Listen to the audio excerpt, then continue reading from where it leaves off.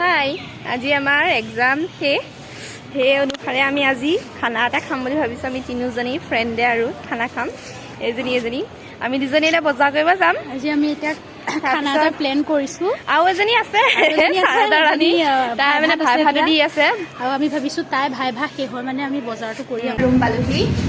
এয়া ছোৱালীয়ে কাম কৰি আছে, একদম কাপোৰ চাপোৰ চেঞ্জ কৰি গৰমত দেখিছেনে ঘামিয়ে আছোঁ। তথাপিও ফেন চলিয়ে আছে, তথাপিও ঘামি আছোঁ। এইফালে এয়া আমাৰ ৩ নম্বৰ বাইদেউ, যি আমাৰ লগত বজাৰ কৰাত মানে সংযোগ নাছিলে।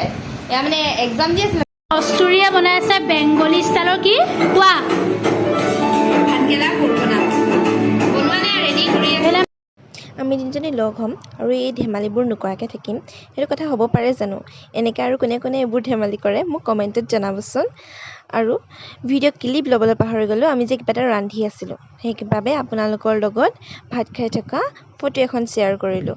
লাষ্টত তিনিজনী অলপ ৰেষ্ট ল'লোঁ। ৰেষ্ট লোৱাৰ পিছত আজি ভিডিঅ'টো ইমানতে সামৰণি মাৰি দিলোঁ। বাই।